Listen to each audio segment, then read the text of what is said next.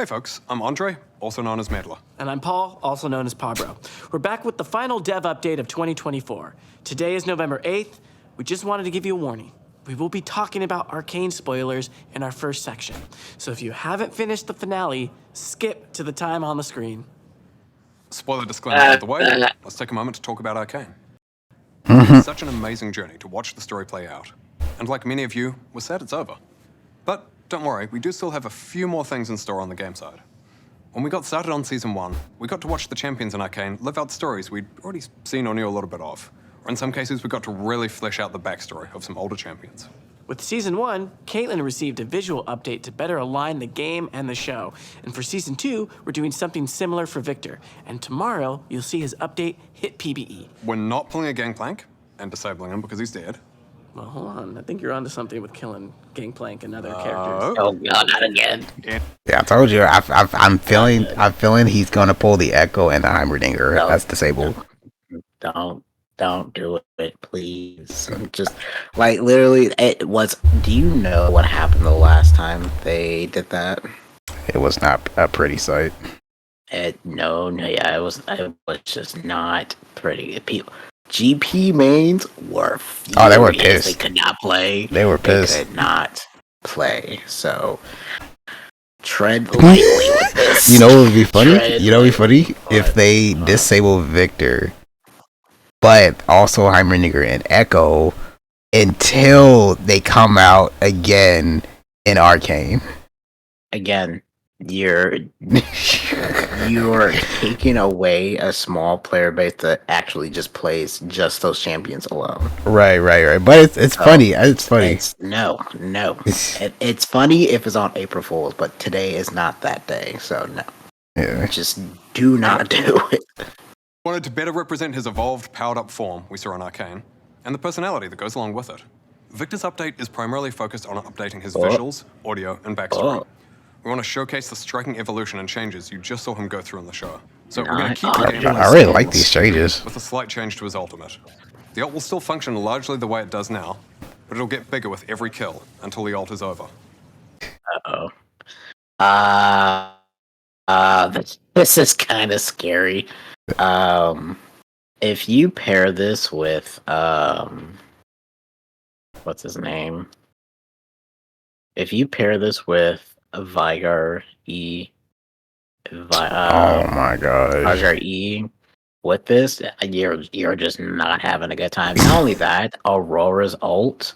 Oh no! Not only that, if there is an Aurelian soul in the mist somewhere. Oh, you're done. We also updated all of Victor's skins.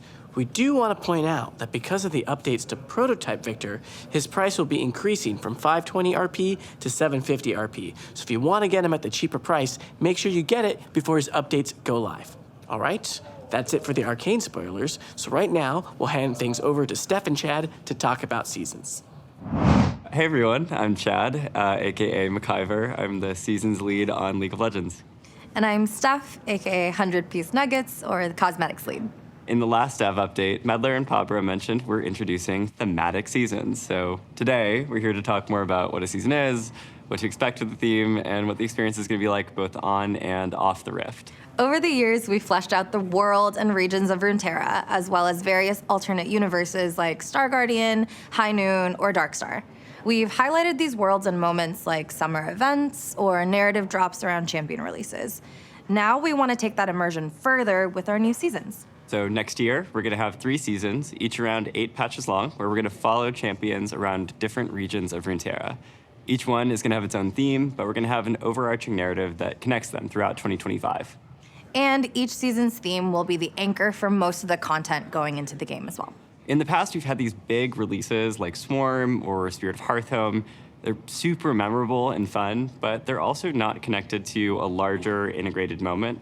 And in seasons, we want everything to connect together. That means things like gameplay updates, modes, mini games, and champions will mainly have a strong tie to the season's theme. We'll have a bunch of skins that celebrate that seasonal theme, but we'll also continue to invest in a wide variety of skin lines that are unrelated to the season as well. So expect to see cosmetics celebrating Lunar Revel or things like bees. Ultimately, our goal is to immerse you in the parts of the world that we're visiting from the moment you open the client to the moment you see the victory screen and everything in between. So enough tiptoeing around it. We know that you want to know what Season 1 is. So for our first ever season, we are headed to the land of strength and domination, Noxus. Hey everyone, I'm Riot Froxon, lead gameplay designer for League. And I'm Riot Oberon, project lead of the Summoner's Rift team. Next year, when you step onto the Rift, it'll look a little bit different than you're used to. We want Seasons to be a way you can immerse yourself in League, especially once you load onto the Rift. So we have a preview of some of the updates you can expect in Season 1 of 2025. We're headed to everyone's favorite region of fierce fighters, cloak and dagger magic, and strength, above all. Prepare to be... decimated! Beyond the Noxian invasion of the map, we've also made some gameplay improvements and changes for next year. First, it wouldn't be a new season without an overhaul to the item system. Just kidding. But there are some Noxian-themed boot upgrades, but it's not as simple as picking them up from the shop. In fact, they come along with a new mechanic, Feats of Strength. There are 3 objectives that your team can claim throughout the game. First Blood, First Tower, and first 3 epic jungle monsters. If your team is the first to complete 2 of these 3 objectives, so for example, First Blood and First Tower, your Tier 2 boots will transform into new versions with slightly better stats. You'll also get access to powerful Noxus-themed boots, which you can purchase as a final upgrade. We want Feats of Strength to celebrate early game successes without immediately snowballing the game out of control. We're experimenting with different types of power progression to see how it feels for a reward in the early game to open up more choices in the late game. We're also introducing Nexus turret respawning. An incredibly frustrating experience is just winning a late game teamfight only to lose your Nexus turrets. You kept the game alive, but at what cost? Now it feels like your team is doomed to hang around in your base for another 200 years, babysitting an open Nexus. To give your team a better chance at coming back from these situations, your Nexus turrets will now respawn after a set time once they're destroyed. Now, your team can rally for an epic comeback without having to worry about a backdoor cast-in. We're also adding some new minor runes to rebalance some of the vision-related options in the domination tree. Sixth Sense, Grizzly Memento, and Deep Ward.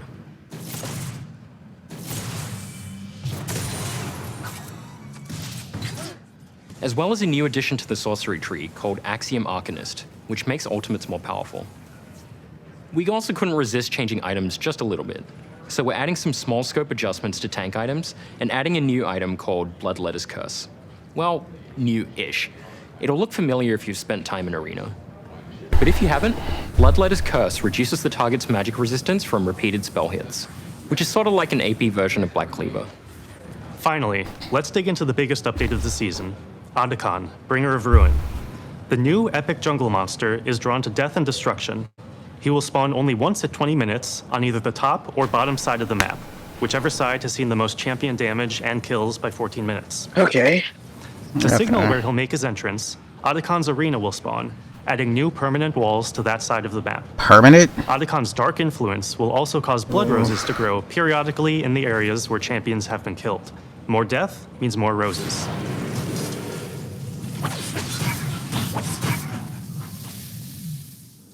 Blood roses drop bloody petals for your entire team, which stack any number of times and last through the entire game. Whoa. For each petal collected, your whole team gains a small experience and power boost. What? If you see one, grab it. Otacon has 2 forms, Ruinous and Voracious. Higher action games spawn Ruinous Otacon, who you might want to fight up close and personal to avoid his constricting rings of damage, which creates the perfect chance for an ace and a steal. Killing Ruinous Otacon grants bloody petals to the team who kills him and spawns a grove of blood roses in the area for anyone to collect. Voracious Otacon spawns in lower action games. He does less damage to his enemies, but as his name implies, is hungrier. As his health gets lower, he gets an increasingly more powerful drain ability based on missing health. Oh. The team who It'll takes down stick Voracious Otacon gets a one-time rebirth buff, similar to Guardian Angel. So now you really have a one-time. one-time fight. We're introducing Otacon for a couple of reasons. First, unless you're T1, a 20-minute Baron is pretty tough to get, So removing Baron's spawn back to 25 minutes and providing another mid-game macro option in the form of Otacon. Second, More like a Rift based on how Herald, Otacon plays out each game, we hope to see more different and interesting game states in both mid and late game. And we feel that designing an objective whose spawn location, form, and rewards are decided by how you play should make each game of League feel more varied. Our goal is for every gameplay change to make League better. As we move to seasons, this remains the same, so these changes were designed for the long term. That said, we'll keep an eye on how they're landing and make adjustments if needed. But for now, Arcane and all the other updates are here to stay for good. We can't wait to see how these go as you start your climbs next year. As part of building seasons, we took a look at how rewards would be part of the overall seasonal experience. That led us to updating our reward systems. That means things like event passes, champion mastery, honor rewards, etc. We felt that this was a great time to address some problems that have built up. We're going to dive into those details, so bear with us. First, over the years, these systems have become needlessly complex. With an excessive number of currencies, unnecessary steps to craft and claim rewards, overlapping loot types, we could go on. Being given some key fragments that you have to then craft into a key that you pair with a chest, that you open up to get another key in a chest and some essence. That you pair some orange essence or reroll to eventually get a random. That's a level of unnecessary complexity going on. Secondly, those systems are all scattered throughout the client. What you can earn, how and where you track it, etc. sucks. And third, events and the rewards being only sometimes available make some moments less rewarding to play League. So, here are some of the changes we're making. Okay. There will always be a battle pass active, with both a free and a paid track. What? Same as an event pass today. You'll get pass rewards through the tracks, meaning we're removing the event tokens and shop. Finally. 2 passes per season, with them tying into each season's thematic. That means most of the rewards will reflect what's going on in and around the game, and fewer random rewards. We'll have the same number of passes per year at 6, with a longer average duration per pass. We're also moving most of our scattered reward systems to the free track of those battle passes. So, most rewards will now be in one place, with systems like Honor and Champion Mastery feeding into the pass. For example, having a high Honor level will give bonus to pass experience earned. You can earn 12 skins per year with the free pass. Half of these skins will be themed to the season you unlock them in. We'll also be simplifying the loot and crafting system. Orbs will always be available, so Masterwork chests, for example, will get phased out since they serve such a similar purpose. Overall, we want the pass to be the core vessel for how you track and earn rewards. If you choose to buy the paid version, we also want it to be very clear what you're getting and how to make the most of it. Now, these elements have a ton of moving parts to them. There's a lot more details than what we've talked about just here. We'll cover that all in the dev blog that's out right now. Switching gears a bit, I want to talk about another change for next year that isn't quite tied to seasons, but instead by feedback from all of you. Ranked resets. Brother. It's been a topic of a lot of conversation in recent years, particularly when it comes to feelings around how often you want to restart your climbs, how fast a climb should be, what feels rewarding versus what feels like a grind, etc. And looking back, we don't think 12 resets a year has been the right call for League. Yes. So, we're moving to 6 per year.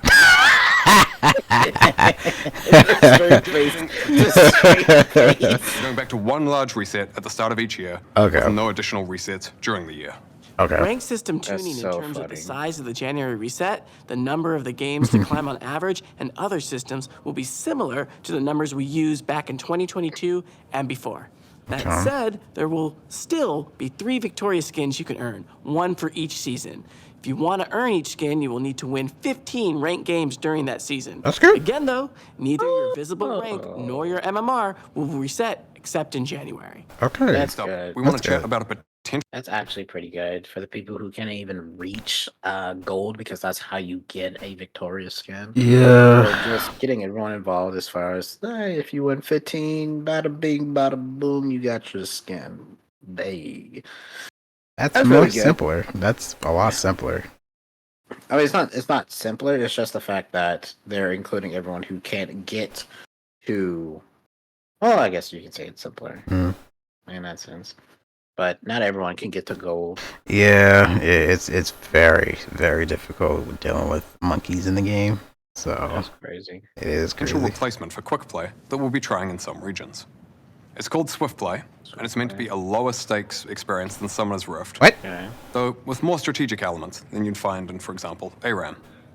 You'll still have the same core elements that you'd expect to find in a game of Summoner's Rift. You know, farming, snowballing, team fighting for objectives, etc.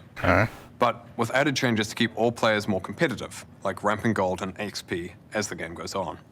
Those changes won't make it so you can suddenly jump ahead of your opponent if you're 0 and 10, but they will make it so that even if you're down, you're never completely out of the game. The fact that swift play is also less punishing when behind should also make the mode ideal for those of you looking to play with friends you wouldn't be willing to put your LP on the line for. As mentioned, swift play will be rolling out in January to replace quick play in select regions. So we hope you'll give it a try and let us know what you think when it hits live. Right, they're gonna test Also, test have a play it. blog dropping today with more details, so be sure to check that out. And last, but hopefully not least, we've got some changes coming to the practice tool. Over the years, you've told us it's a useful but somewhat limited way to get better at League.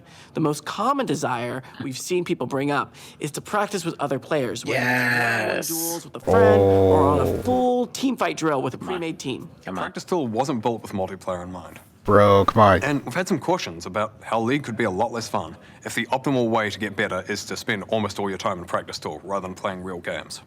But we do think we've likely been too cautious here. So we're going to be giving multiplayer practice. Hell yeah, let's go! Yeah. It's an experimental feature, Okay. and we'll probably encounter an interesting range of bugs. Yes. Yeah. Though we're looking into whether we can ship it as part of season start in January.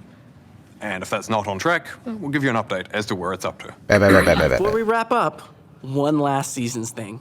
We'll be changing up how we name patches to match seasons. So instead of patch 15.1 coming out in January, it'll be patch 25.s1.1, calling out the year, season, and patch number. Okay. Season 2 will then kick off in patch 25.s2.1. Oh, okay. Okay, I like that is that. it from us today. People will still Next gonna time you say hear from us will be 15 in points, January. whatever. Yeah.